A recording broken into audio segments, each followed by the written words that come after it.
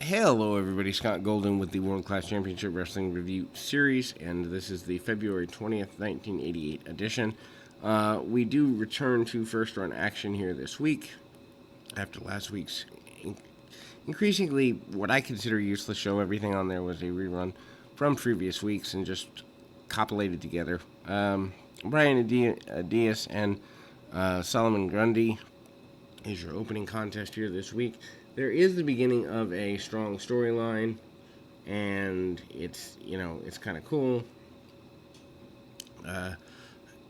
Diaz tries to bring Grundy in, does bring him in. He's basically Grundy, that is, pronouns pal, doing a basically a hillbilly type gimmick. Diaz obviously still a main guy in the area, although he has reduced in push, mainly because I think they've done as much as they can with him. He manages to brawl with the big man for a while. Actually, proof that they're not going to do much with Grundy as he is dominated by the much smaller Diaz for a couple of minutes. Side big bear hug and then a big splash. Grundy does get the win, so that also does speak to the fact that Diaz may either be on his way out or they just have nothing more for him. We move to the second match, Steve Simpson and Bob Owen. Owen, obviously a newcomer. Simpson, of course, part of the Simpson brothers with his brother Sean the younger. Steve's been around for several years. We now see Steve arm wringers into hammerlocks, riding time for about 2.5 minutes. Shots by Owen. Owen, a bigger guy, tosses his opponent to the outside.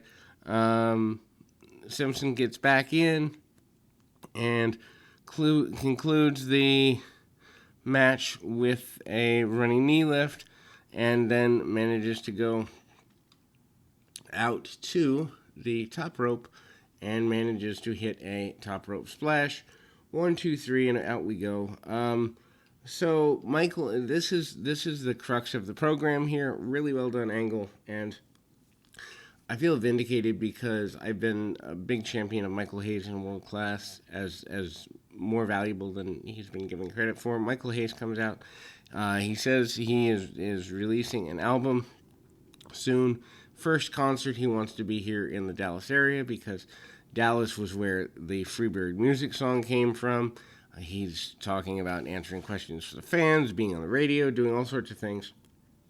Buddy Roberts makes his way down, and he is out of his mind. Basically, the inference is that he's drunk. Iceman King Parsons is out. Angel of Death is out. And basically, Roberts says he has every interest in getting rid of the Von Erichs. Hayes says he's not into that war anymore. The war is dead and over. It's lazy. It's pointless. And he believes that he's here for music. He gets up in Buddy Roberts' face. They kind of are talking it out. Says they're still brothers, but that they are not, going to continue, or he is not going to continue the Von Erich War. They do not come to blows in this situation, but the tension to maybe do so is there. Eric Emery and Jeff Rance up next. Terry Gordy's out there talking about, questioning Michael's ability to not continue to fight with them.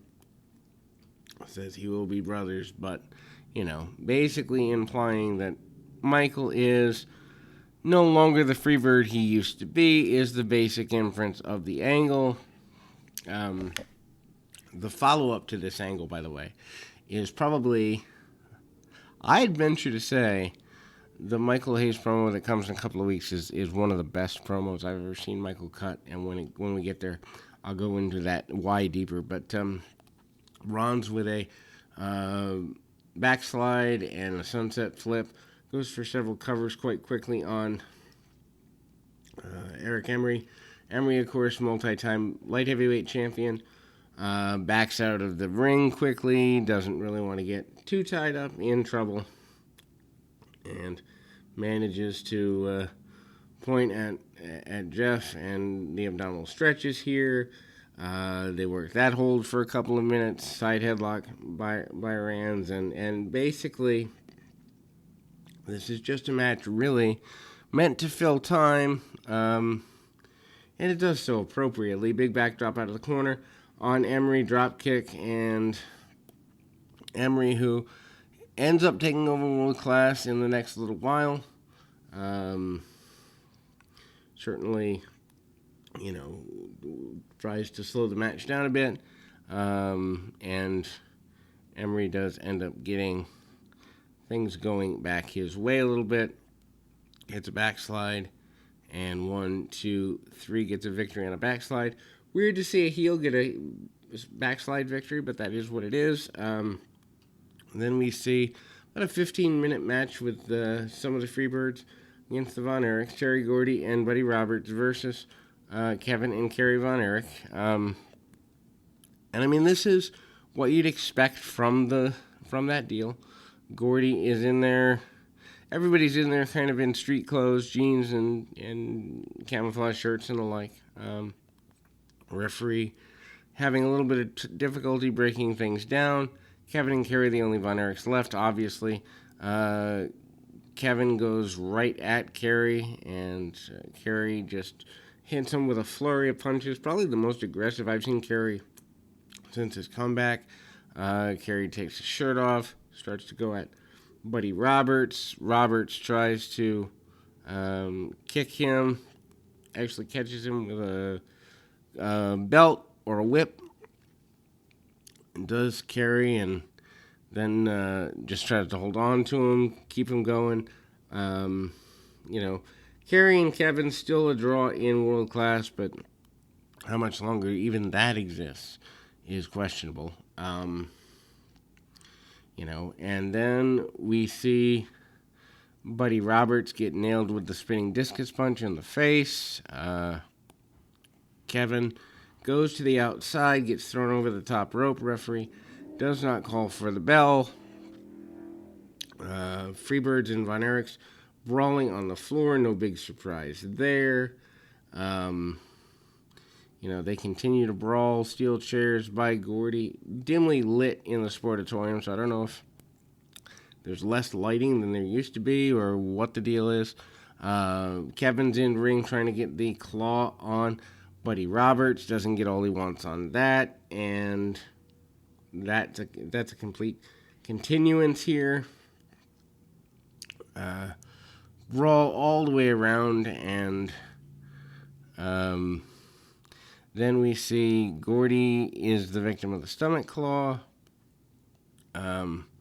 by Kevin, and then Gordy gets back to his feet with about 5 minutes left in the program. The attempted pile driver, and hits the pile driver on Kevin. Interesting that Kevin doesn't take the shirt off. Kerry does. Kerry back in the ring. Kerry taking on both men for a minute. Kerry hits a pile driver of his own. Complete chaos in the match, and Kevin comes back, rips his shirt off as if that's a sign he's serious now. Kevin and Kerry go into town on the Freebirds. Kerry over in the corner tries to keep things going in a positive direction. And Iceman Parsons comes out. He tries to get involved. Chris Adams comes out to defend the Von Erichs or to even the sides a bit. Match is a complete schmoz and really accomplishes nothing. They're going towards that, again, that 10-man Thunderdome match, which oddly enough they do not show the full nature of, which is just ridiculous to my brain. That you've hyped it, and you just show clips of it. I would have shown the whole thing on TV for the sake of what you're trying to accomplish. This particular match, though, is anything but conclusive and Finally, the Von Erichs do end up not in the best of places, and they are outnumbered. Referee steps in on them, and we close with unfinished. The referee gets beat down, among other things, as the Freebirds and Angel of Death are doing as much damage as they can to everyone in sight as we close this particular version of the World Class program.